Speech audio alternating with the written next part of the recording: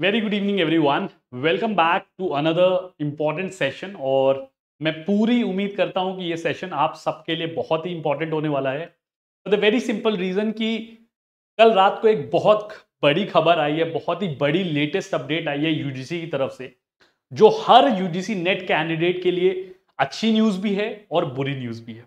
अब आप सोच रहे होगे कि सर अच्छी न्यूज़ क्यों है, बुरी न्यूज़ क्यों है, और उससे पहले भी आप ये सोच रहे होगे कि सर न्यूज़ क्या है। बिकॉज कई बार क्या होता है कि हम सब लोग उतने अपडेटेड नहीं होते हैं, बहुत सारी चीज़ों के बारे में हमें नहीं पता होता। तो पहले थोड़ा सा जान लेते हैं कि भाई क्या अपडेट है, क्या पहले रेगुलेशन थी, अब क्या रेगुलेशन में अपडेट आया या क्या अमेंडमेंट आई है, और उसके बाद थोड़ा सा डिस्कशन करेंगे कि किन लोगों के लिए ये अच्छी बात है और किन लोगों के लिए बुरी बात है। ठीक है, और इसके इंप्लीकेशंस क्या होने वाले हैं। ठीक है, और मैं बिल्कुल न्यूट्रल होके, जैसे मैं हर वीडियो में आपको पर्सपेक्टिव दिखाता हूं, यहां भी एक इंपॉर्टेंट पर्सपेक्टिव दिखाने वाला हूं। और जो भी आपके व्यू पॉइंट हैं, जो भी आपको लगता है सही गलत, whatever you feel like, ठीक है, क्योंकि it's open ended debate kind of a thing based on the regulation, based on the discussion that we are going to have. तो जो भी आपको समझ में आता है आप बेझिझक कमेंट सेक्शन में बता देना। ठीक है, टाइटल आप ऑलरेडी देख चुके हो, that the title is PhD mandatory for assistant professor. बहुत इंपॉर्टेंट सवाल कि क्या पीएचडी मैंडेटरी हो गई है, नहीं हुई है, क्या अपडेट है, उसके बारे में बात करेंगे। ठीक है, सबसे पहले तो मैं आपको बता दूं कि 2018 में, ठीक है, न्यूज के पहले थोड़ी सी इंफॉर्मेशन समझ लेते हैं।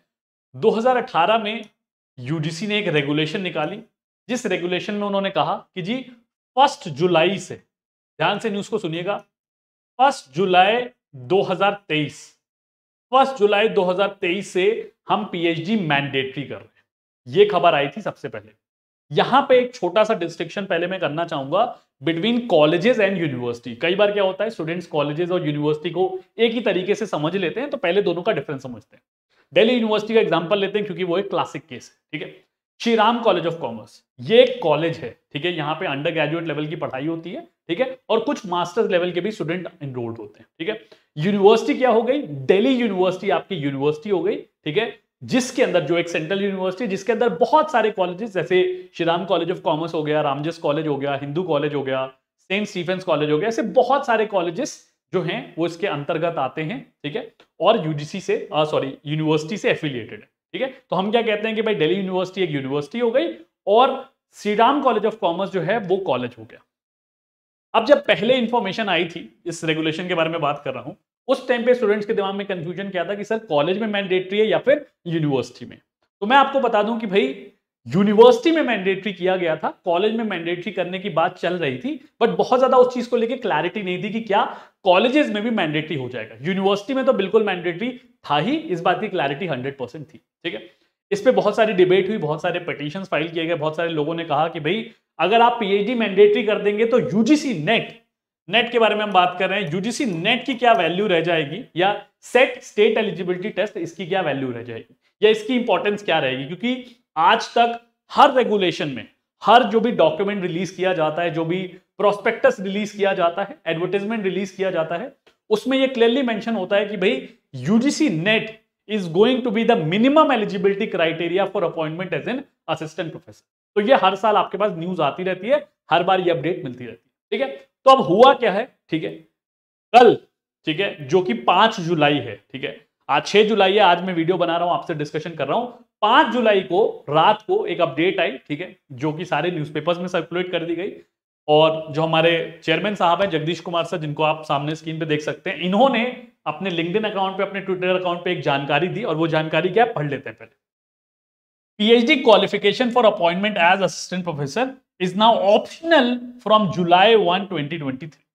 मतलब ऑप्शनल का क्या मतलब है कि जो अभी तक 2018 की रेगुलेशन थी कि भाई पीएचडी जो है वो मैंडेटरी हो जाएगी for the appointment of assistant professor, this has been done away with. बहुत ही सरप्राइजिंग चीज है कि भाई 2018 में रेगुलेशन आया था, बीच में बहुत बार क्लैरिफिकेशन सीख करी गई, डेट एक्सटेंड करी गई कोविड की वजह से। ठीक है, बट कभी भी ये नहीं बोला गया कि भाई मैंडेटरी नहीं होगी। हमेशा यही बोला जाता था कि 1 जुलाई 2023 से, ठीक है, पीएचडी मैंडेटरी हो जाएगी। इसका मतलब पीएचडी आपकी होनी जरूरी है अगर आपको लेक्चरर या फिर असिस्टेंट प्रोफेसर लगना है। ठीक है, तो ये बेसिकली जो पुरानी अमेंडमेंट थी, इसको डन अवे कर दिया गया है, और अब की न्यूज क्या है कि भाई इट इज नॉट मैंडेटरी। अब आगे क्या लिखा हुआ है, net set and slet shall be the minimum criteria for the direct recruitment to the post of assistant professor for all higher education institutions। तो all higher education institutions का क्या मतलब है कि यहां पे आप कॉलेजेस और यूनिवर्सिटी दोनों को काउंट कर रहे हैं, ठीक है। बट साथ साथ यहां पे एक इंपॉर्टेंट लाइन लिखी हुई है जो आपको समझना जरूरी है, depending on the discipline institutions can decide the shortlisting criteria above the minimum specified by the UGC। वो कहते हैं ना कि भाई जो लॉ की लैंग्वेज होती है वो बहुत चालाकी से लिखी जाती है और बहुत उसको केयरफुली इंटरप्रेट करना होता है। तो यहां पे वर्ड क्या लिखा हुआ है, इज ऑप्शनल। ऑप्शनल का क्या मतलब है कि भाई यूजीसी ने अपना पल्ला झाड़ लिया, अपने हाथ उठा दिए कि भाई देखो हम मैंडेटरी नहीं कर रहे, मतलब हम आपसे नहीं कह रहे हैं, यूजीसी हम एज अ कॉन्स्टिट्यूएंट बॉडी हम नहीं कह रहे हैं कि भाई जो अपॉइंटमेंट है वो पीएचडी के बेसिस पे होना चाहिए, PhD should be mandatory. But हम इंस्टीट्यूशंस को, जो भी इंस्टीट्यूशंस हैं उनको फ्लेक्सिबिलिटी दे रहे हैं कि भाई अगर वो क्राइटेरिया लगाना चाहते हैं तो वो क्राइटेरिया लगा सकते हैं, ठीक है। अब यहां पे बहुत सारे स्टूडेंट्स होंगे जो बहुत खुश हो जाएंगे जिन्होंने यूजीसी नेट क्वालिफाई किया होगा, ठीक है, कि भाई हमने यूजीसी नेट क्वालिफाई कर लिया, अब हम जाके कॉलेजेस में लग सकते, ठीक है। और बहुत सारे वो कैंडिडेट जो पीएचडी कर रहे होंगे, पीएचडी में इनरोल्ड होंगे या पीएचडी कर चुके होंगे, उनको दुख हो रहे होंगे वो, ठीक है, दुखी हो रहे होंगे वो, परेशान हो रहे होंगे कि यार हमारा कंपटीशन बढ़ गया। हम तो ये सोच रहे थे कि 1 तारीख से पीएचडी मैंडेटरी हो जाएगी तो जिनकी पीएचडी नहीं है वो बाहर हो जाएगी, ठीक है। अब इसको मैं थोड़ा सा डिटेल में डिस्कस करने की कोशिश करता हूं, आपको थोड़े से इसके इंप्लीकेशंस बताता हूं। इसके इंप्लीकेशंस क्या होंगे कि गवर्नमेंट इंस्टीट्यूट, ठीक है, गवर्नमेंट इंस्टीट्यूट मतलब जो सेंट्रल यूनिवर्सिटी है, जो अदर स्टेट यूनिवर्सिटीज हैं, इन यूनिवर्सिटी में, क्योंकि यार देखो यूजीसी से डायरेक्शन आया है, ठीक है, तो इसका मतलब है कि एक्रेडिटेशन जिनसे ली हुई है आपने, जैसे कॉलेजेस सेंट्रल स्टेट यूनिवर्सिटीज लेती हैं, उनको बेसिकली ऊपर से ये अपडेट आ गया होगा कि भाई ऑप्शनल है।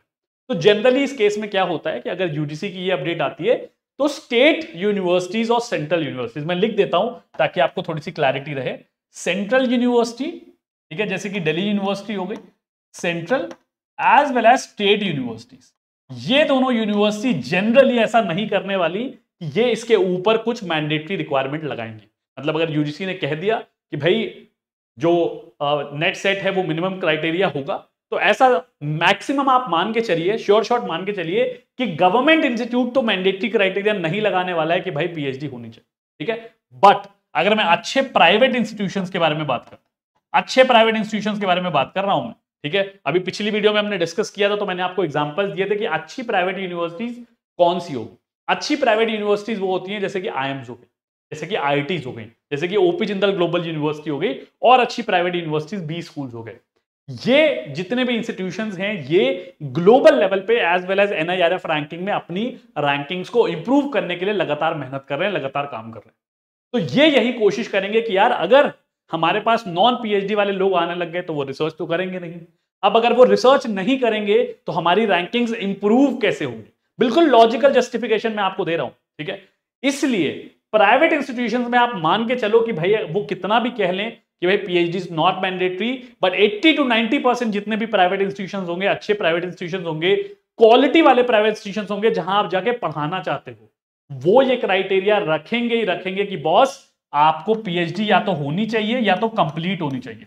अभी बहुत सारे मेरे ऐसे स्टूडेंट्स हैं जिनको मैं काफी साल से गाइडेंस प्रोवाइड कर रहा था, जो इस समय काफी ज्यादा 20 स्कूल्स में इंटरव्यू दे रहे हैं। कोई जयपुरिया में दे रहा है, कोई आईएमटी गाजियाबाद में दे रहा है, कोई मैनेजमेंट डेवलपमेंट इंस्टीट्यूट गुड़गांव में दे रहा है, बहुत अच्छी अच्छी ग्लोबल यूनिवर्सिटीज में इंटरव्यूज दे रहे हैं। हर यूनिवर्सिटी में 2 ही रिक्वायरमेंट दी जा रही है कि भाई या तो आपकी पीएचडी कंप्लीट हो जानी चाहिए या तो आपका थीसिस सबमिट हो जाना चाहिए। थीसिस सबमिट होता है, उसके बाद वाइवा होता है, आपको ये ब्रॉडली पता होगा, और दूसरा आपके अच्छे रिसर्च पब्लिकेशंस होने चाहिए।